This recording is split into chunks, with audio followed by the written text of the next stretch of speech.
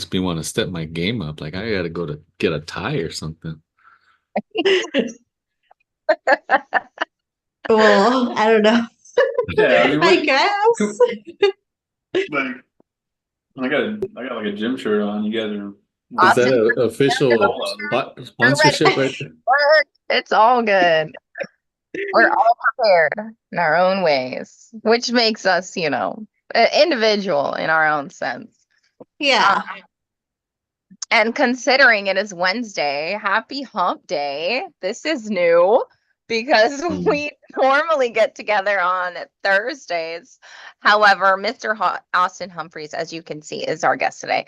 He's a busy man. So we coordinated according to his schedule.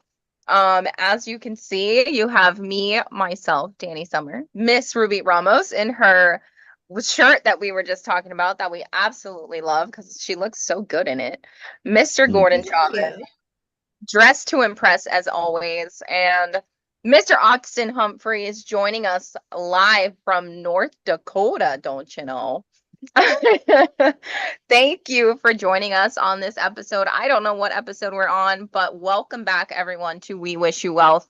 Um, there is a lot going on in cryptocurrency lately, and Mr. Austin Humphreys himself operated his own crypto mining project with his company A Crypto Mining. He's super tech savvy. He's then since then ventured on into, I believe now he's in real estate. He did work with us in life insurance. He is pretty much jack of all trades, master of none, we should call them. Or, I mean, he's a master in some stuff because I know that he's doing very well in all of the aspects of his life. Um, he has a Like a beautiful wife, Jedi Master. beautiful children, and we're just so grateful that he took the time to, cryptocurrency is such a big topic of discussion. It's a buzzword. People are terrified of it. Other people are going all in on it. Um, so, there's two sides of the coin, just like every other aspect when it comes to finance. So we wanted to kind of come and give you his insight as to, because I know he's been successful in cryptocurrency. I think he does day trading. There's so many things that this man has to offer. So, with no further ado, even though I already said his name, please let us Hmm. welcome Mr. Austin Humphreys. How are you today, sir? I'm doing well. Thank you for the intro, Danny. That's great Yeah. to be here. How's the weather in North Dakota? That's surprising. It's probably the exact same as yours. We're hitting 65, which is a high nowadays, and we don't have any snow on the ground, which is a Negative 12. yeah. That's We'll good get to know. So give us, I mean, I guess I gave us a little bit of background. We know that you're in real estate.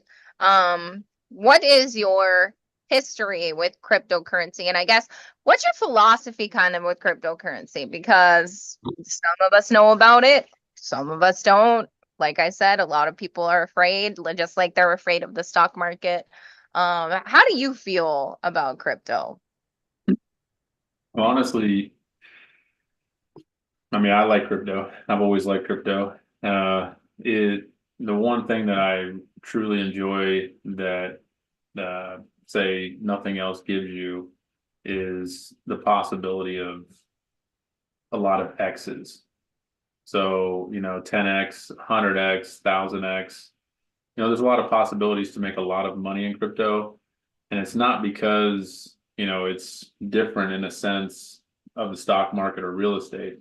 It's because right now we're in a stage where even if you do get a crypto wallet, you're among a very small percentage of people that are merging over to the decentralized finance area.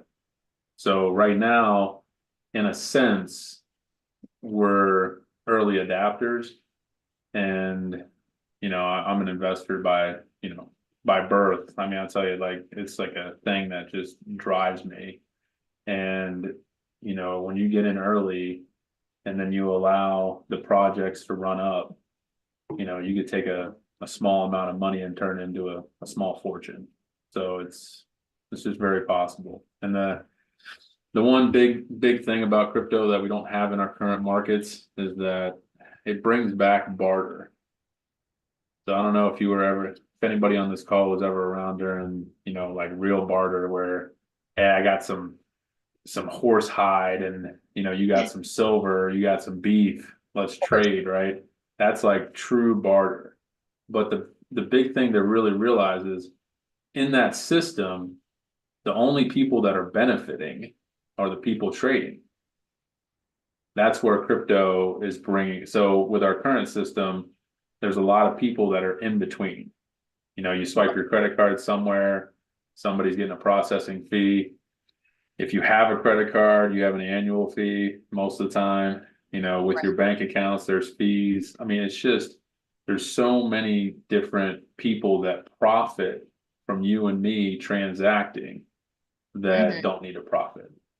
And that's what crypto is gonna essentially alleviate. Eliminate the middleman. Yeah. Don't want anybody's hand in the cookie jar. Right? I mean, unless it's mine, because I love cookies. I don't know if you could tell, but Gordon likes tacos. I mean, Gordon's in the perfect place for tacos. So. This is true. This is true. So there's like like I was saying, a lot of people are foreign to crypto. I know that we have like novices on this call who are, just getting into crypto that may potentially have,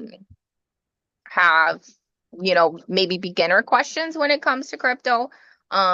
Since Ruby looks so pretty over there, what do you got for us, Ruby, with that big smile? Look at you, girl. Killing it. Hey, sorry, I had to unmute myself. I was muted. But yeah, I have a great question I wanted to ask. Okay, so sorry, my kids, I have my kids No worries. That's okay. in the We other love room, kids. so. Yeah, I got kids. They're not really kids, they're goats, but I was chasing them around and they give me a headache probably just as much as real children do. So, Yeah, it's like, okay. How would you explain Bitcoin and blockchain to someone who is hearing about them for the first time? So Bitcoin is, I mean, it's a digital currency, and blockchain is where Bitcoin exists. So the simple way to put this is blockchain is just a fancy word for the internet, the Web3. Okay. Okay. And then Bitcoin is the underlining store of value. So you can take cash and you can convert it to Bitcoin, but you have to do it on an exchange, which then gets put on the global ledger of the blockchain. Mm-hmm. So in a big scheme of things, I was actually just talking about this. And even though both of those are very similar, they're extremely different. So, well, here I'll show you. There's my family. I was gonna say, look at that. That's a great photo. And my beautiful wife Jasmine, our little guy Gabriel. He's gonna turn 3 this year. So this is old. Crazy. I remember when he was fresh new baby born. Yeah. And then here's us. We went to Mount Rushmore. Cool. What a beautiful picture and a beautiful day. Thank you. But like I was telling you guys, the web, so the internet has been through a couple updates in our lifetime, right? I'll tell you, back when Web 1, so don't get all this confused. It's just terminology that people use. So blockchain equals Web 3. It's the same exact thing, okay?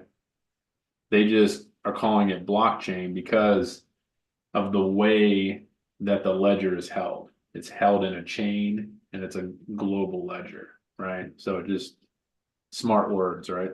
So Web 1, dial up, the internet was like a PDF.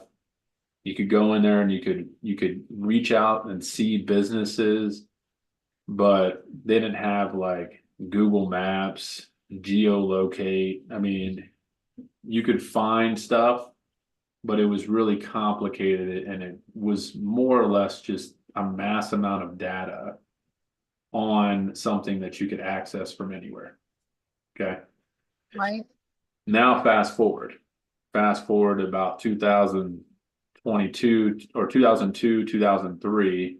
Now social media starts booming and you're able to go on web and you're able to find a business and you're able to interact with the business. And on the flip side of it, the business is able to interact with you. So this was the update to the internet. So when Web 1 updated to Web 2 and people were able to transact on there with each other, now fast forward. It's been 20 years. There's a new feature that needs to get added to the internet.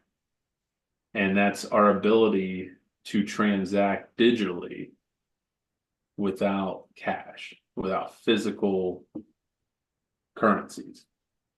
Solely between buyer and seller, correct? Yeah, in a sense, once we get to that point. But this is not about crypto in a sense. This is more about the internet. So imagine the technology, right now. So the technology has to be able to support itself. It's an operating system. And in order for the technology to support itself, it has to be able to support digital currencies. So there's a lot of, regulatory, there's a lot of technology, there's a lot of people that are, really big in AI right now to get all these different things moving to where now you're moving into the Web3 space, and then you're transacting with coins on the blockchain. Digitally. But in order for you to do that, you have to create what's called a digital wallet. Right. So there's all these different things. If you imagine Bitcoin, just imagine in our current system, Web3 would be like the New York Stock Exchange. Okay. And just look at it in the sense of storing value. Like the blockchain stores value. And then all the different things that you can buy on the blockchain have a certain value. And then once the Web3 gets updated all the way to where tokenization becomes a thing, which it's already started, it just hasn't been mass produced out there. Once the masses come over, then stuff will start getting tokenized on the blockchain, which means that you will have true ownership and nobody can take it away from you. Well, that's nice. I don't like people taking things from me ever anyways. So based on the fact that you had mentioned something about wallets, I know that there are centralized and decentralized wallets. What's the difference between the two, and when should you be utilizing one versus the other? It's going to change over the next course of 5 to 10 years, but DeFi wallets are very complicated things to utilize. And it's because they're not massively out there. So it's a very niche kind of thing. Where if you're utilizing a decentralized wallet, you can transact with Bitcoin on what's called MetaMask. That's one that I believe everybody is pretty familiar with. It's a pretty good wallet on the DeFi side. When it comes to centralized, Gordon hit it on the head. I mean, if you have Coinbase wallet, I mean, you're going to get somewhere. The one thing you have to pay attention to when it comes to a hot wallets is there's two kinds. Now, it's not centralized and DeFi. Those are just different networks. There's Okay. hot and cold. Right. You ever heard? So in the crypto space, a hot wallet is one that's connected to the internet. And a cold wallet is one that you essentially, you buy your crypto on a exchange, you send it to your cold wallet, and then you store it in your safe. And it's looks like a USB drive. Hold on, I'll show you. Old school. Is it a floppy disk? Are we bringing back floppy disks? It's you see this? Okay. This is a ledger, which is really well known. But this is a ledger wallet, and essentially it's just a USB drive, and you plug it into your computer using a micro USB, and then it kicks it on. And on here, I have like 150,000 digibyte, some Satama, some Bitcoin, like apocalypse type stuff, right? And then you just take this and it goes in here. And the big thing to remember here is, with a hot wallet, somebody can access it. Right. This, That's like hot wallet is like, hackable. yeah, cold wallets are unhackable Okay. if you do things the right way. So, this is where, you hear in the news that people are getting, crypto stolen and their whole wallet drained, that kind of thing. This is not something that everybody needs to be worried about. This is something that they made a mistake, and they probably made a mistake on the golden rule, which I'm going to go ahead and give you this one, right? The number one rule in crypto is don't give anybody your seed phrase. Okay. Now, when you set up a crypto wallet, when you set up any decentralized finance wallet, anything in the crypto space, you're going to get these 12 random words. That's what a seed phrase is. And if you give that to anybody, it's like giving your bank account login, your social security. Selling your soul to the devil. You're pretty much giving them access to do whatever they want in your wallet. Yeah, we don't want that. Not at all. Yeah. So, good. Yeah. And then on top of that, if you don't save it digitally, okay, this is going to sound really intriguing, but if you take a picture of your seed phrase, they can still access it. Okay. If you save it in your notes, Yeah.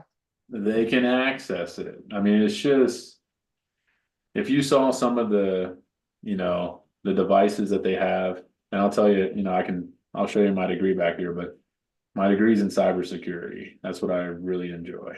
And if you saw some of the technology that they have out, you want to try to be as secure as possible, especially when it comes to finance.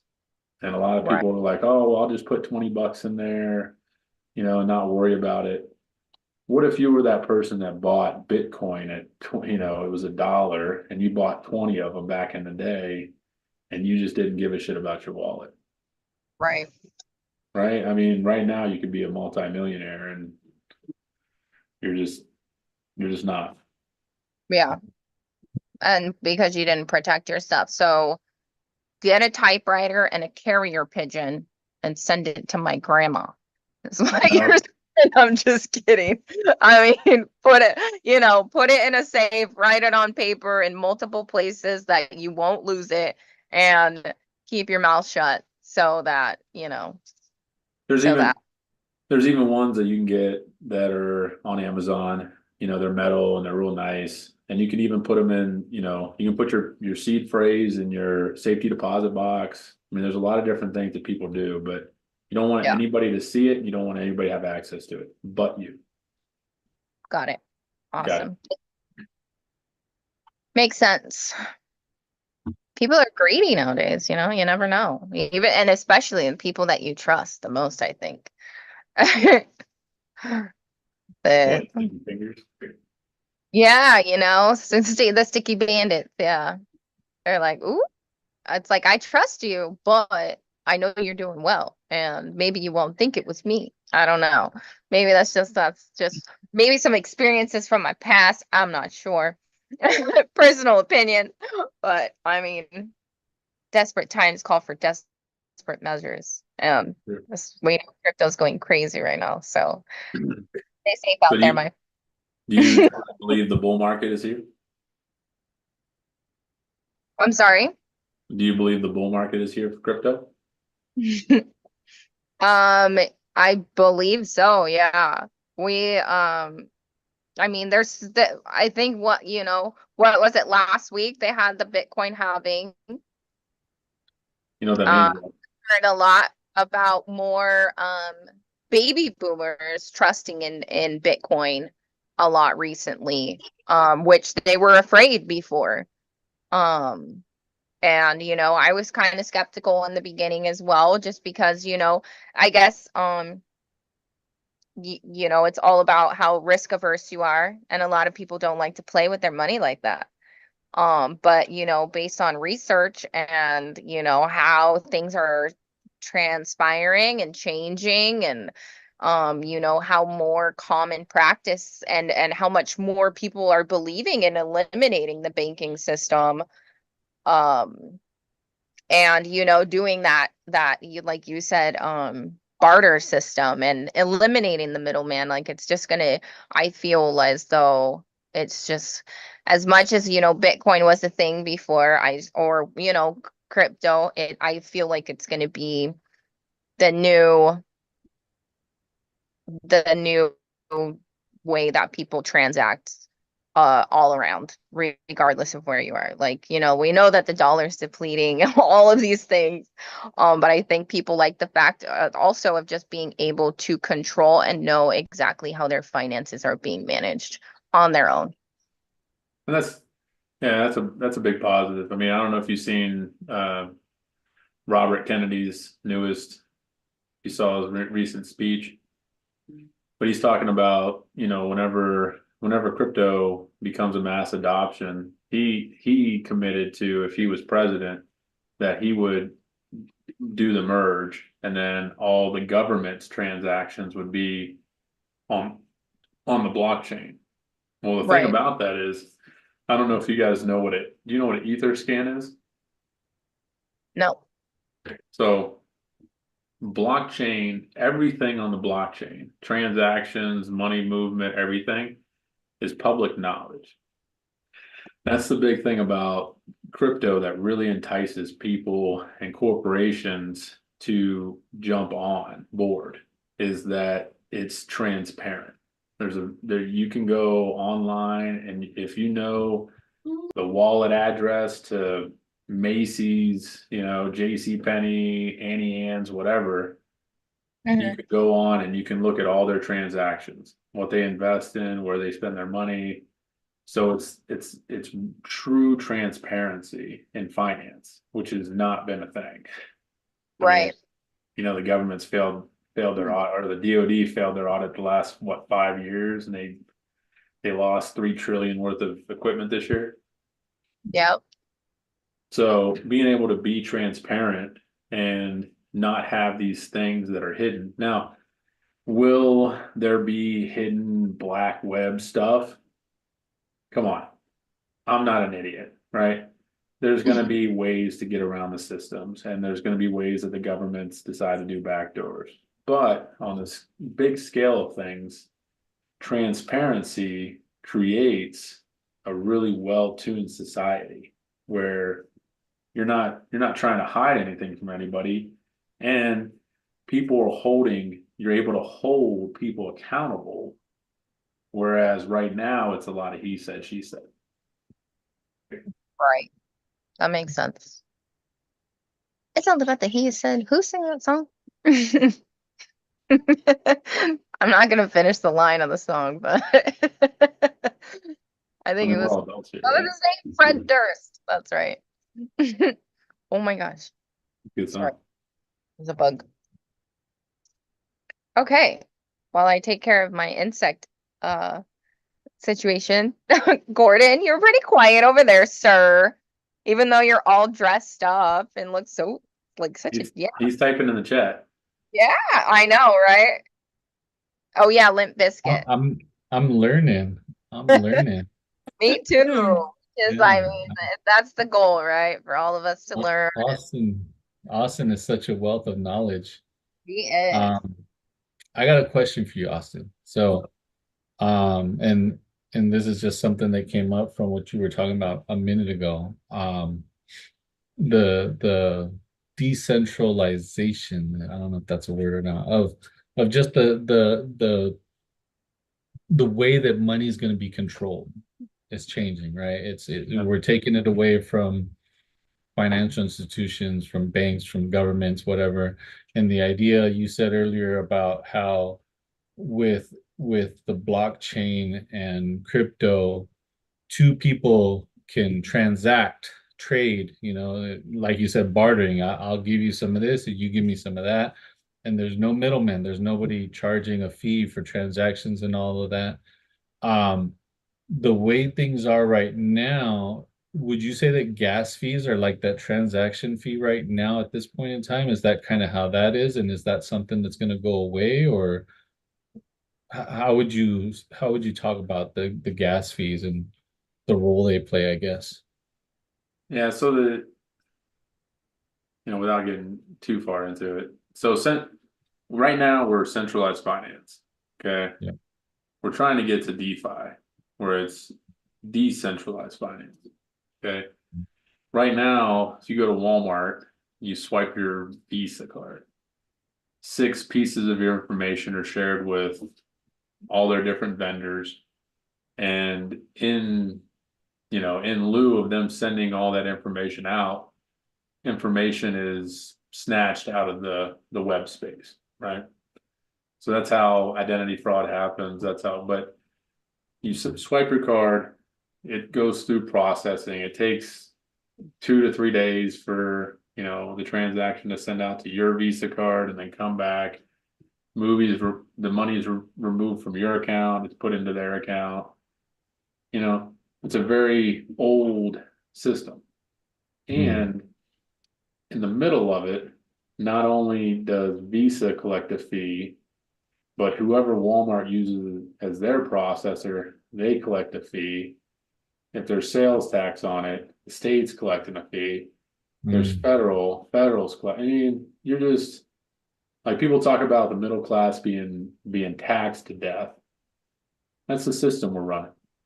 Now, where decentralized finance really kind of grasps people like you and I is that now these people that are just sitting on the high hill collecting their little fees per transaction, now it's the people that put in the investment into the miners that are going to get the money and gas fees.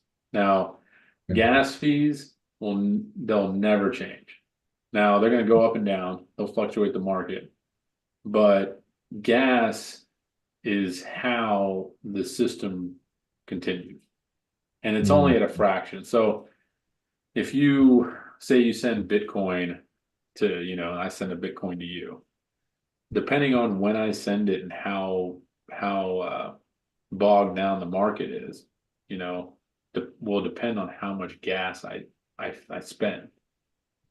Now, those gas fees, they're not even, I mean, it's kind of a complicated thing to say. It's whenever the algorithm wins the block that your miner is collecting a fee. So just imagine, say globally, there's 5 million transactions in 5 minutes.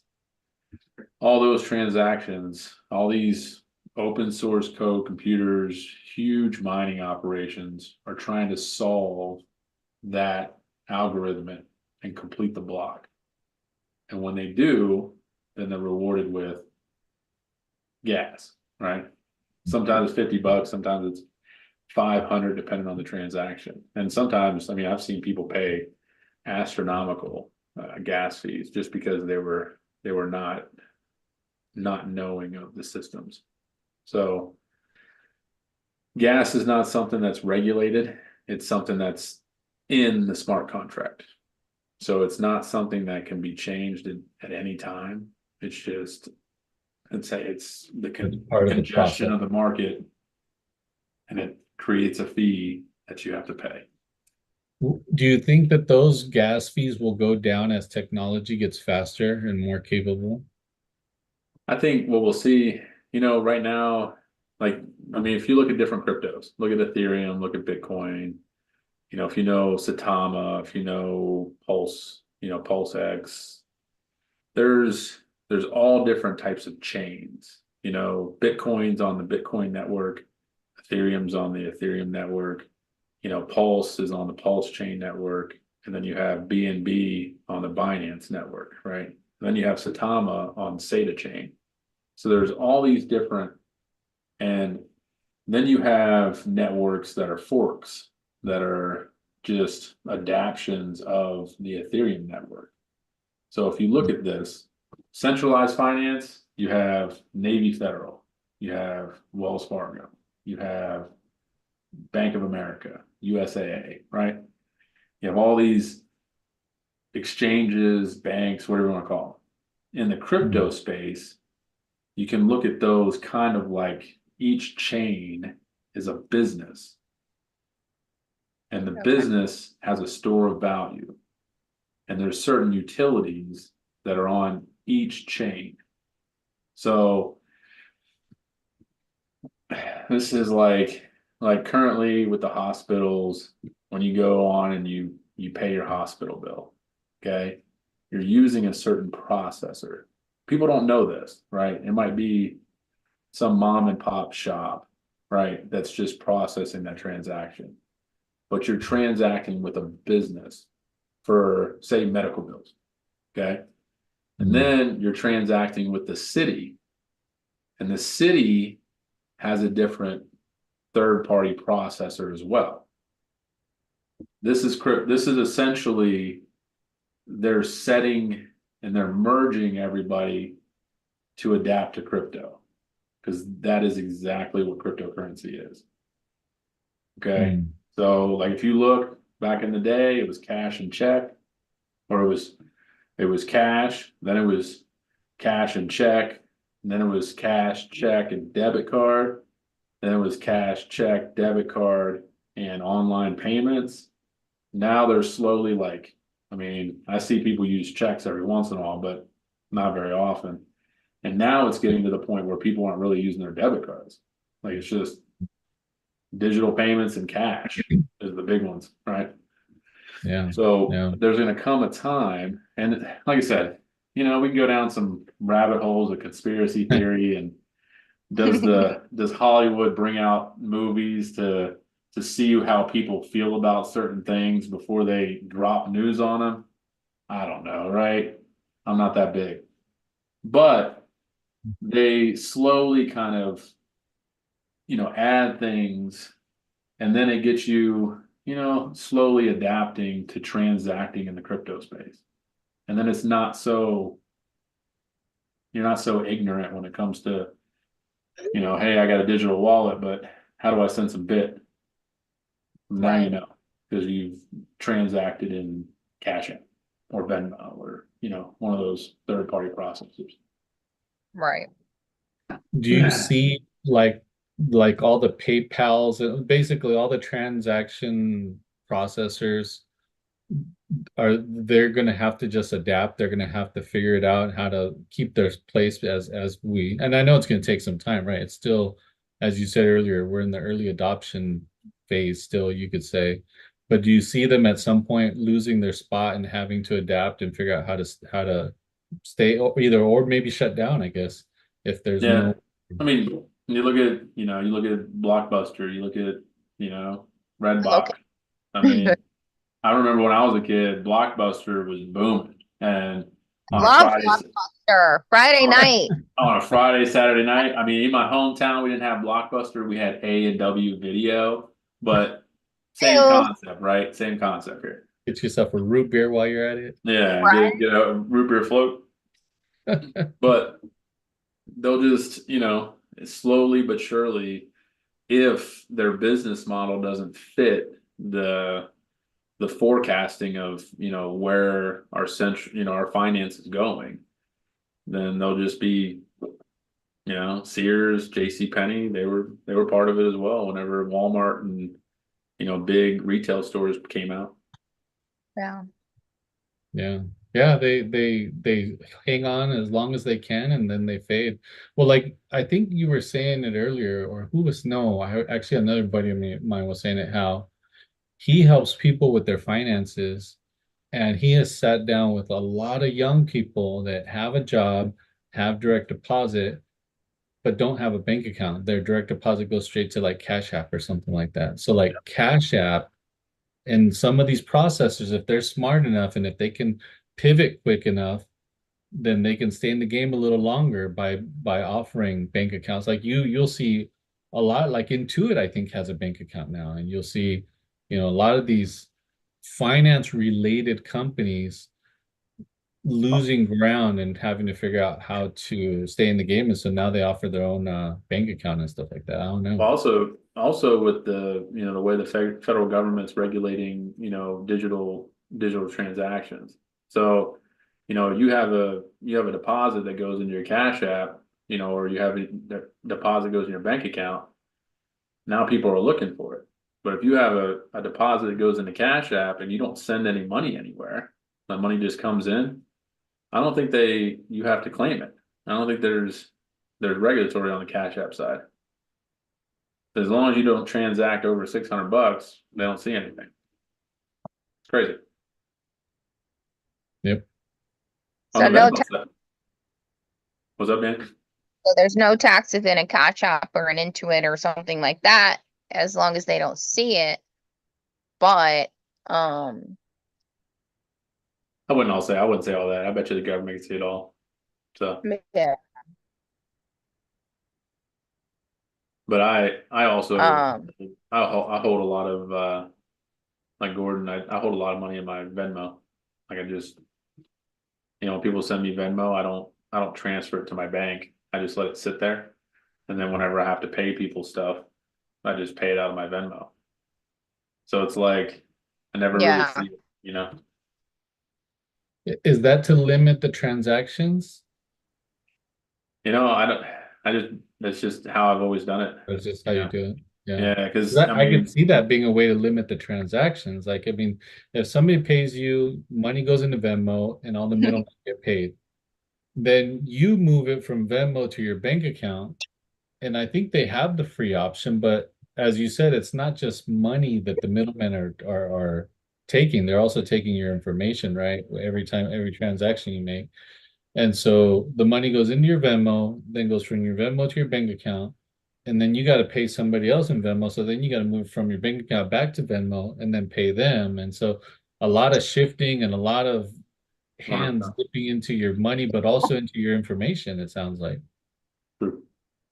And also, one of the things about Venmo is, I'm very high up on scams. Sometimes I have a little bit of fun with them, and there's an email that my buddy sent me that's got an attachment on it that's not so good, So they ask me for statements. I'm dropping viruses left and right, but they can't get into Venmo. Like they can ask me they can request money from me, or I can send money to them, but they can't just go into my wallet and take it.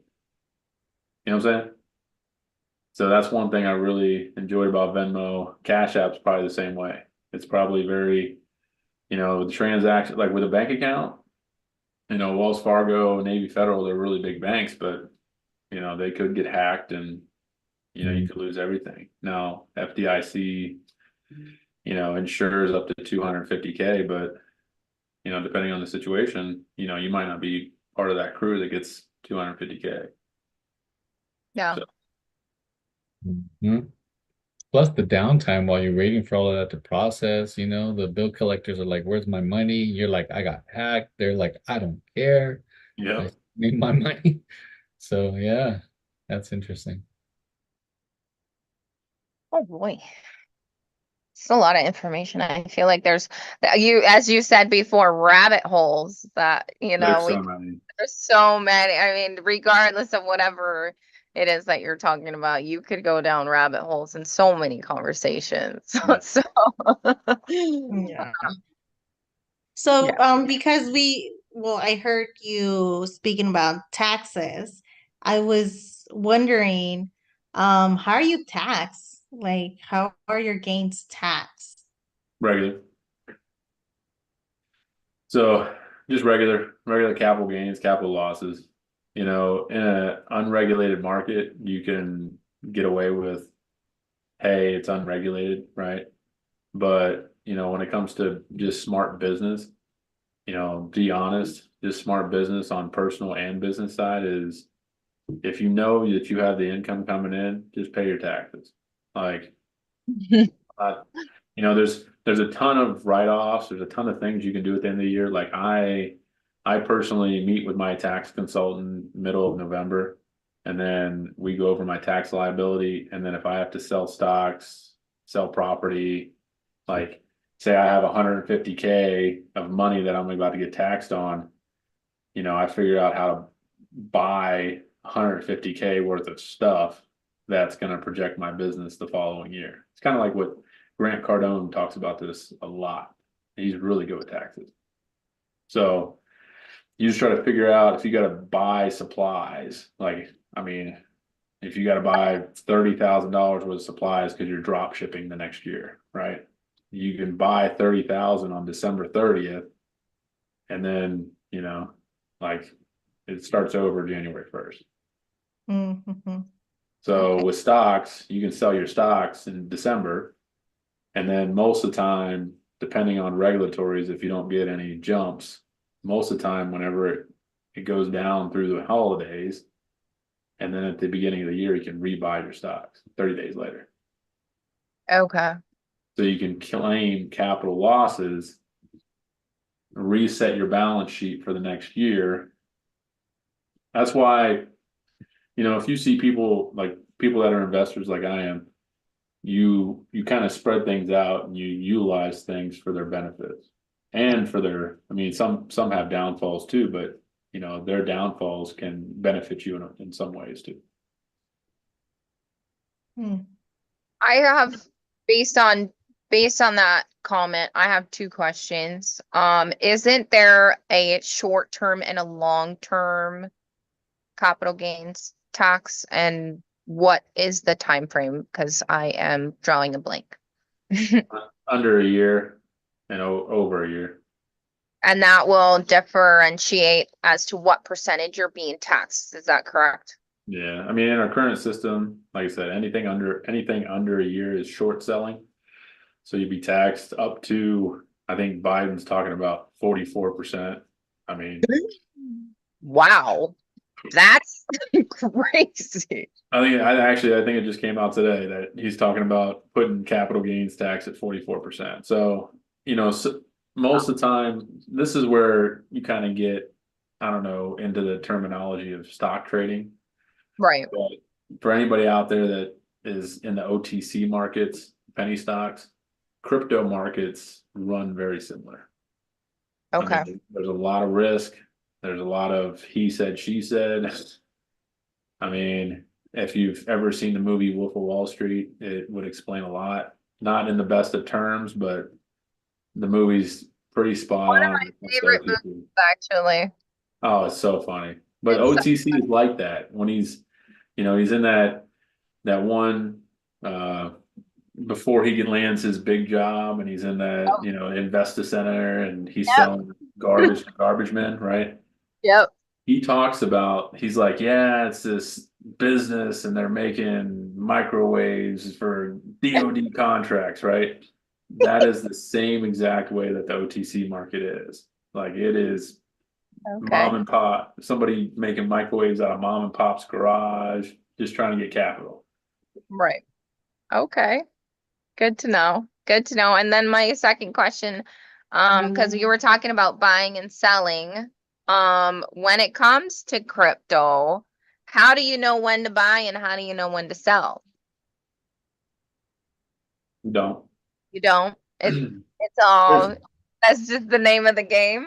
Yeah, like I said, I mean, it's the same. You put money in a market, unless it's in a life insurance policy, and it's protected by certain rules, right? With crypto, it's the Wild Wild West right now. So you put $500 in there in Shiba Inu because you saw a post on Facebook. That $500 could turn into $2,000, or it could turn into $2, or it could turn into nothing, right? Yeah. It's just that is how investing is. You can invest in real estate and the whole market tank in 6 months. Right. But it's just, with cryptocurrency, that's gonna pave the way for something that's gonna settle in the DeFi area. When we get to true decentralized finance, is it going to be Bitcoin and Ethereum and Pulse Chain? I mean, who the hell knows? It's essentially just working and merging to where now we're transacting in crypto, and now it's becoming kind of a more common thing. Yeah, and there's always so many more new coins and new, cryptos and things are always changing. There's just so much, This is where I'm telling you, this is where you got to see it. So look at a cryptocurrency, look at it as a business and not as cash. Or this is where people, this is where NFTs and the digital technology of tokenization, like all these different cryptos are going to have certain utilities. So Satama, say Satama is supposed to be used in the healthcare field. Okay. Boom. Right. Then you got Pulse chain, say it's going to be used in the city. And then you got Bitcoin and Ethereum, say they're going to be used in the federal government, which who knows, right? Right. These are all businesses that run certain utilities. Okay. So some are going to have NFTs, some are going to have community parties every year, that's your ticket. It's going to be, a like social platform kind of thing. And then you're going to have these utilities. Like you get to be around the people that own the same NFTs. So say there's an NFT that's selling 300 images of puppies. Well, Okay. say Snoop Dogg buys one of those puppies. Now you're around Snoop Dogg and you can pick his brain about business. You can pick his brain about, and then every year they have a annual party for NFT holders. Gary Vee does it all the time. And your NFT is your ticket. If you don't have an NFT, you can't come. Not invited. Wait outside. Go somewhere else. But in order, like, so, it'll get to a point where somebody will want to sell their ticket. Say Gary Vee or Snoop Dogg's community becomes really, really awesome. And it's, there's a yacht party every year and that's your ticket, free ticket, right? And it's only for shareholders. Well, you can sell, that's where the value comes from.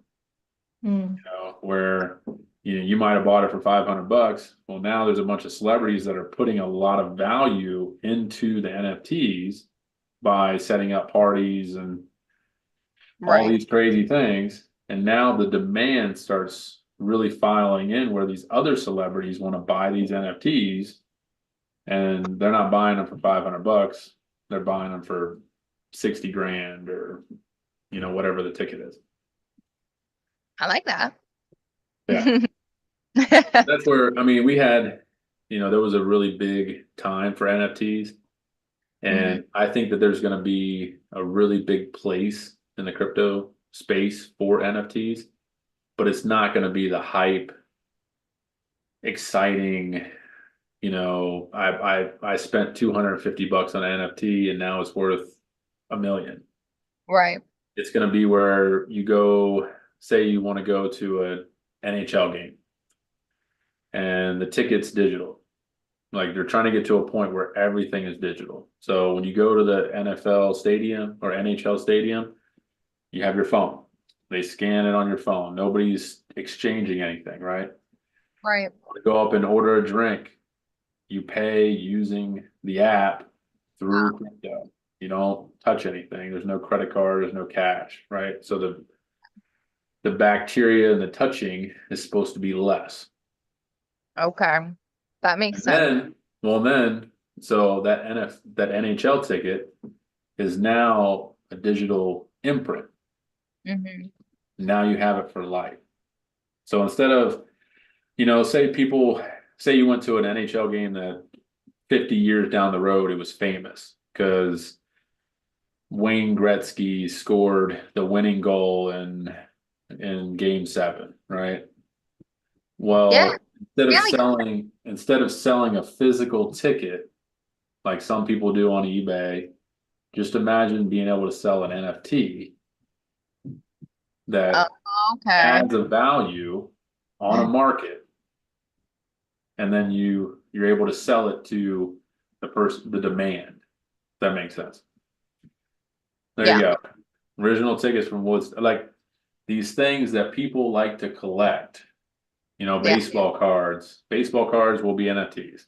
I mean, it's just plain and simple. I feel like Okay. my generation will be, what is it going on right now? Coachella, Burning Man, Stagecoach set lists or something like that. Yeah. It'll be, like I said, it'll be all kinds of stuff. And it's like I said, it's just the new age collection. Back in the day, antique furniture was real big.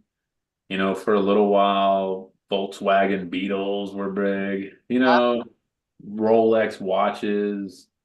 Like there's all these different things. Yeah, coins. Like there's all these different things that have a niche. And NFTs is just one of those niches where you're either going to be somebody that's really involved in it or you're not. I got scammed. I got scammed on the biggest NFT project, and it's all over the news. There's a huge lawsuit right now, and I will never touch an NFT again. Ooh, spill the Board tea. Bunny. What was it? What was it? No. Board Bunny. Board Bunny. Oh, I remember us talking about that. Oh man, I wanted a Board Bunny so bad. I stayed up till 3 o'clock in the morning when the pre-sale, and I went to buy it, and they were having system issues. And man, I tell you what, I did the dumbest thing on the planet. I reached out to the page on Twitter that had Board Bunny, and it had a little underscore at the end of it that I didn't see. Oh. Yep. So he was like, "Oh yeah, don't worry about it. We're having some technical issues. Just click this link and sign in, and everything's good." Yep. Click the link, signed in. Ah. My Ethereum portfolio was gone. Luckily, it was my transaction portfolio. You know what I'm saying? So like, it wasn't a big hit, but I lost $650. I didn't get a Board Bunny, and I'm fucking pissed. All right. Oh. My apology again. No, you don't have to apologize. We're good. Okay. We're real people. We're allowed to be ourselves. This is a grown-up show for families. Yeah. Well, there was the same. It was Board Bunny was the same one that Floyd Mayweather's getting like a lot of charges from. Oh, that's right. He's the one who like popped it out, started like influencing it and advertising it, and like I said, I wanted one. I have a picture of it on here too. Hold on, let me see if I can find it. Please do. So, is there any last questions we have? Not for me at the moment. I think Gordon had a question, but I kind of want to see this. You want to see the picture? Oh, Well, I was going to ask, and just because of where we are right now with crypto, regarding the Bitcoin halving, if I understand correctly, when miners mine, they get rewarded for solving whatever. And here's the board bunny. this was the exact one right here. Oh my. Man, That's I what you were wanted it trying to so get? bad. Oh, I remember that, buddy. They were going for point 0.07, I think, 0.07 ether, which Dang. was, I want to say it was 300 and something bucks. And yeah, I got hacked for like 650 bucks. But this project, I think the board bunny ended up going from 0.07 to 0.3. Oh, it like doubled. Yeah, well, it went from like almost like, I don't know, just over 300 bucks to just over like 12, like 1100, 1200 bucks. So around there. Oh wow. And More? then now it's tank. Dang. Tanking. Yeah, I mean, most NFTs, there's one that Logan Paul bought for what 600,000 and it's worth $10. Oh my gosh. Wow. I think Bieber has one too. He bought like 400,000 and it's worth like nothing. So, Oh, that's dang. crazy. So I wanted to ask you regarding Bitcoin halving, right? So miners get rewarded for solving whatever this for mining Bitcoin or mining whatever. And so basically my understanding is that the Bitcoin halving that just happened, what, 5 days ago, cut the reward in half. So made it less lucrative for miners to mine coins, if I'm understanding it correctly. Does that would that would cut also production of new coins, right? And so if production of new coins goes down, then the value of the coin's supposed to go up, correct? Right. So with the Bitcoin halving that just happened, does that mean it's a good time to buy more Bitcoin right now, or you should have bought it before the halving happened, or like what is it for people that have some understanding of just investing in stocks and stuff like that to explain it in a way that kind of would be understandable for those folks. Does that mean that you should have bought before the halving? Can you still buy and still make money, or what does that mean for investors, I guess? Yeah, one thing to consider, and I'm a numbers guy, so like I like looking at numbers. So I'll answer all these. This presentation real quick.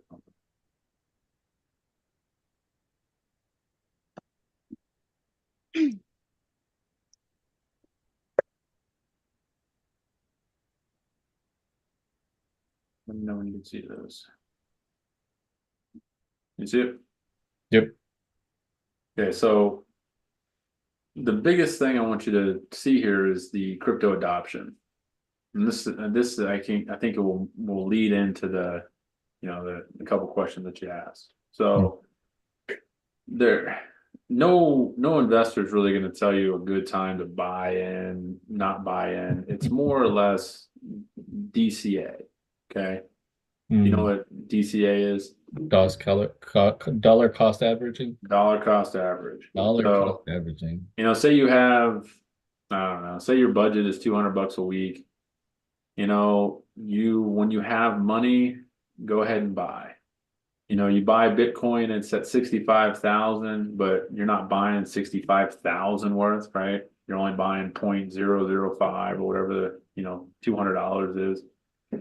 As you buy, the market's going to go up and down and it's going to fluctuate all over the place. The first time you buy, you might buy high. You might buy it at 68K. Then the next time you buy, you might buy it at 63. Next time you buy it at 60. essentially, over time by dollar cost averaging into whatever crypto you like, whatever crypto you think is going to go the distance, your friends are telling you, whatever, right? You just dollar cost average in. Mm. Now, the halving, yes, for miners and their production, it's going to slow things down a little bit, saying that, if you don't have a big mining operation, the algorithm's going to get so complicated that you're going to have to update your miners to be able to compete with some of these big guys. Mm. But right now, I mean, Ethereum's taking all of it, most of it from their validators. So it seems that crypto communities right now, they're not real big on little guys. Seems like a lot of big players are coming into the crypto space and creating these really big warehouses. And the warehouses are able to handle a lot of volume. So what's happening over halving and these little guys, as you get up to the end of this, it's going to get to a point where all of this is out of the little guy's hands. I can pretty much guarantee it. It's all going to be big corporation in a sense that looks kind of like centralized finance, right? Because you got these big men that are making a lot of money off our transactions. But what I want you to pay attention to is, even though production has gone down, if the coin goes up 10%, even though you're mining less of it, you're probably getting more profit, if that makes sense. Mhm. Because of the energy and the cost to energy in order to run the machines. So you might make, say, 0.5 Bitcoin an hour on, a big operation, or you can make, 6 Bitcoins in a certain time frame. Well, it's gonna kind of even itself out. Now with buying it, I always recommend just dollar cost average. Yeah. There's not gonna be a perfect time for you to drop 20 G's into Bitcoin. That was a long time ago when it was at 15K.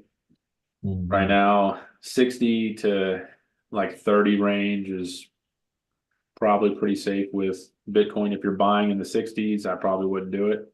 But if you're only spending 200 to 500 bucks, it really doesn't matter where you buy it, because you're only going to get a piece of the coin. And then over time, you buy other pieces, and then you'll have an average price. But if you look at the adoption, 2010, there were only 100,000 people in the crypto space. Mm. 2010. 2021, 310 million. Jeez. Do you know how many people are global? Mm. 8 billion. Yeah. So Wow. when we get to a point, you have to understand 300 million is not a lot of people, Yeah. especially to Sounds have a like digital wallet. that. Yeah. So by 2030, which is probably another 6 years, this is 8 years right here, 32, they're projecting that the crypto space is going to have 1 billion users. Mm. Well, that's, three times the users currently. So 3 times the money. Make Yeah. sense? Wow. Yep. Same with market cap. So market cap is just, how much is in crypto. Yeah. When it first started, probably about 1 billion, maybe, maybe it was a couple hundred million. 2021, 290 billion. Jeez. 2023, 1 trillion.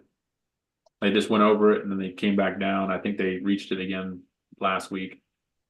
And then they're projecting 2030 at 10 to, all of the global value that you Yeah. can put on the network. Wow. It's growing exponentially right now. It's not just, doubling. Yeah. And then you look at some of the projects. So I don't know if you're familiar with Solana. Crypto talks, or Carlo talks about Solana. He likes Solana. Yeah. And in 2021, when crypto was booming, it did 12,000x or 12,000%. So Hmm. for every dollar, you made 12,000. Jeez. Wow. Yes, please. Hex, come That's on. a little better than the stock market. Yeah, just a little better.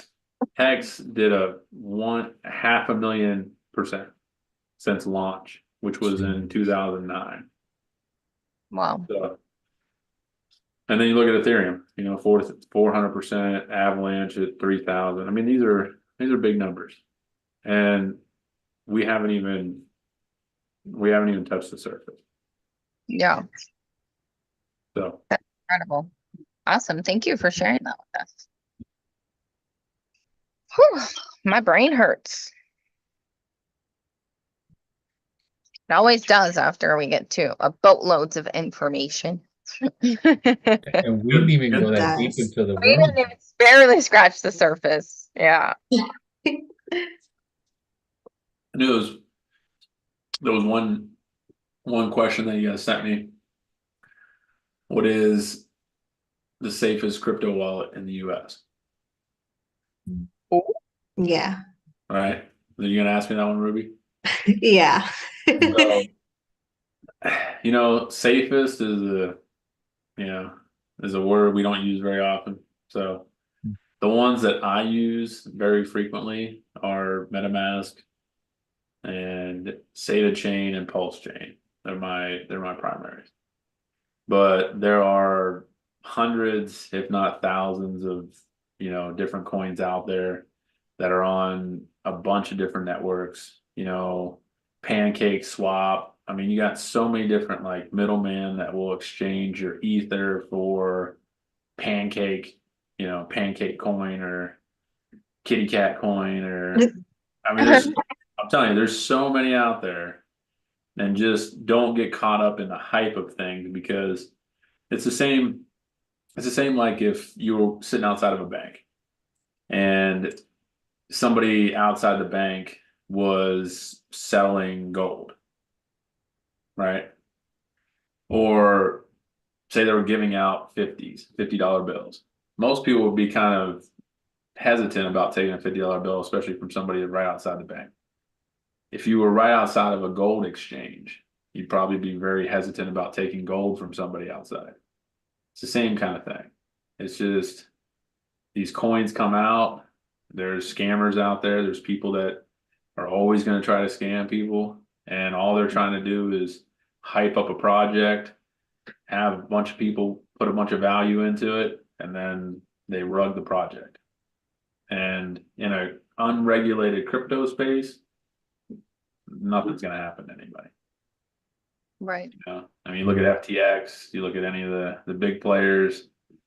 I mean, he had millions of dollars of real estate in the Bahamas, and guys living large.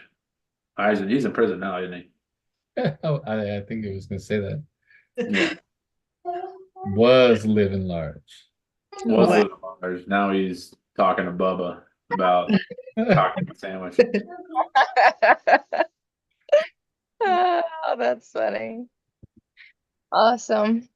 Well, any last questions, comments, concerns? I know personally, I just want to say thank you, Austin, for your time, for the education, and like we said, there's definitely, we'd only scratch the surface. So, based on the fact that this is for educational purposes only, if you would like to join us again when you're available, because we know you are a busy man, we will definitely love to have you back. As the goal is just to empower and inspire people to gain more financial literacy, to gain that financial freedom that they're looking for, regardless of what avenue it is that they're going down. With that being said, we normally get together, as I mentioned in the beginning, on Thursdays. And I believe it's already the end of April, baby. I don't know what to say about that. But considering that the second Thursday of May is going to be the 9th. We will be going back again live again at 11 a.m. Pacific Standard Time, back to our regularly scheduled programming. But yeah, until we see you guys again, we wish you wealth. We hope that you gain some value from what Mr. Austin Humphreys had to provide us today. And if you were to have any questions, we will be leaving his information in the comment section. And feel free to reach out to him or to us with any questions regarding cryptocurrency or life insurance, as you know already. And we will gladly reach out to you and guide you in the right direction for whatever financial education it is that you are seeking. But until then, what do we say? Hasta luego. Aloha. That's about right. Yeah, Austin, thank you so much, Austin, for sharing all this knowledge with us. Super, super grateful. Very exciting. Yeah. Thank you. Thank you so much for being with us, and super interesting episode to share. I appreciate it, guys. Yeah, thank you for having me, and for everybody listening, don't be scared of it. Like, just the less ignorance you have with anything, the better the outcome's going to be. So, educate. 100%. I like the ending.